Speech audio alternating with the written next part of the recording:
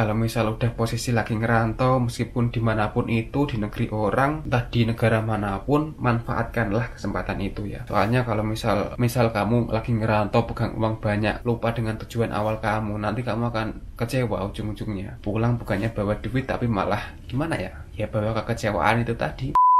Oke guys, kembali lagi di channel RM Krita. Seharian habis kerja ya guys ya. Hari ini berangkat jam 8, pulang jam 5 sore kayak gitu ya. Seperti biasa kayak gitulah ya. Emang biasanya pulang jam 5 karena nggak pernah lembur gitu kan. Jadi di tempat kerja aku itu akhir-akhir ini nggak ada lemburan ya guys. Ya sepi kayak gitulah dari apa ya namanya. Orderan dari customer itu lagi sepi kayak gitu, apalagi yang orderan yang paling banyak dari Cina itu kan sekarang udah beberapa bulan ini belakangan ini udah nggak ada yang masuk guys. Jadi ya jam 5 bel langsung pulang kayak gitu. Oke guys, jadi kerjaanku di sini itu kerja di pabrik ya, pabrik CNC gitu kan, pembuatan onderdil kayak gitu. Dan di pabrik CNC itu ya aku sebagai operator gitu kan, operator, tapi ya operator doang sih rata-rata seringnya. Kalau misal nyeting mesin itu hampir nggak pernah. Dulu aku itu pernah ke Jepang ya guys. Di Jepang itu 3 tahun dari 2017 sampai 2020 gitu kan. Habis itu aku pulang. Pas saat itu aku statusnya kan magang ya, ikut IM Japan. 2020 pulang. Habis itu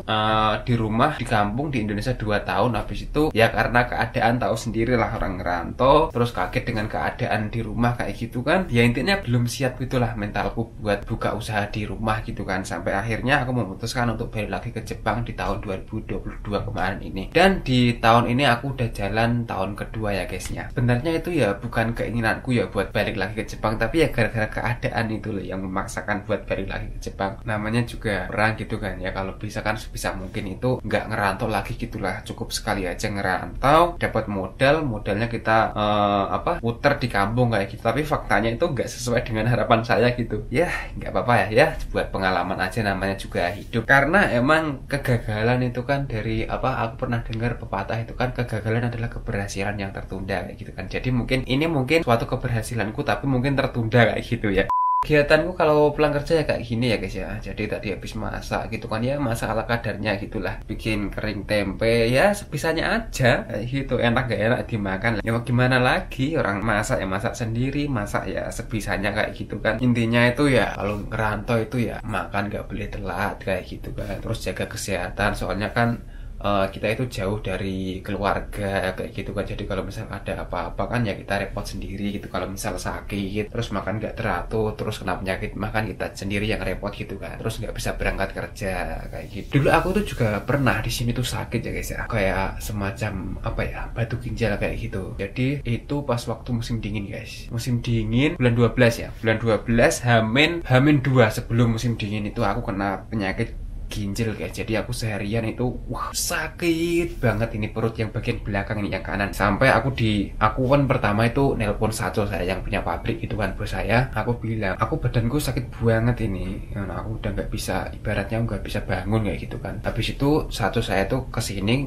nyamperin saya ke asrama. Habis itu diantar ke klinik yang deket rumah saya ini kan. Klinik pertama itu dia nggak mampu ibaratnya lah, terus dioper klinik kedua, klinik ketiga, dan yang terakhir itu sampai dirujuk ke rumah sakit daerah Atsugi di sana guys, agak kota gitu. Jadi rumah sakitnya besar kayak gitu. Jadi aku seharian itu di sana bisa dibilang parah juga ya. Jadi aku seharian itu diinfus guys, terus dimasukin badanku ini, dimasukin alat apa namanya tuh nggak tahu aku, cuman bentuknya itu agak bulat gitu kan. Badanku dimasukin semua mungkin untuk ngecek gitu ya, ngecek penyakitnya di dalam itu apa aja gitu ya. Habis itu seharian dikasih infus ya, aku nggak bisa ngapa-ngapain, berbaring gitu kan. Ya gimana ya, ngerasa gak enak juga sama Saco aku itu.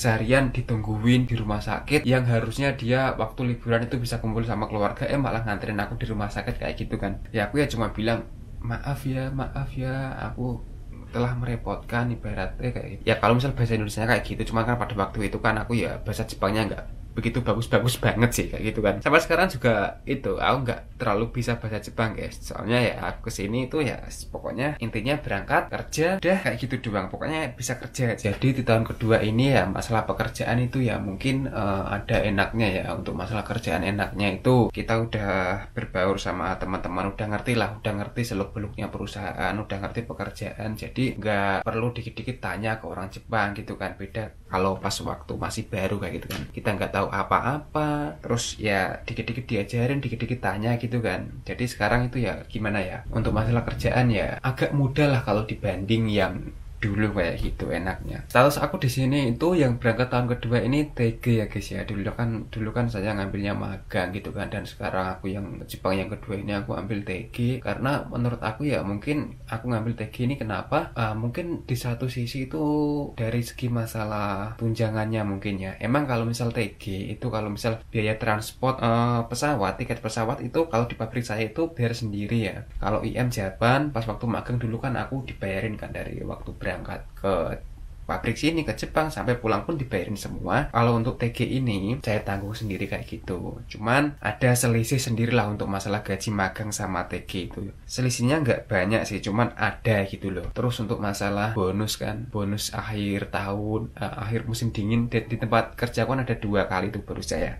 Musim panas sama musim dingin kayak gitu kan. Anak magang juga dapat, cuman itu nominalnya itu agak beda kayak gitu guys. Jadi pas waktu magang itu perusahaan itu nggak mengharuskan, tiap perusahaan itu nggak mengharuskan ngasih bonus guys sebenarnya kepada peserta magang itu. Tetapi kalau di tempat perusahaan saya kerja ini orang magang pun dapat guys, cuman nominalnya beda sama yang TG kayak gitu kan.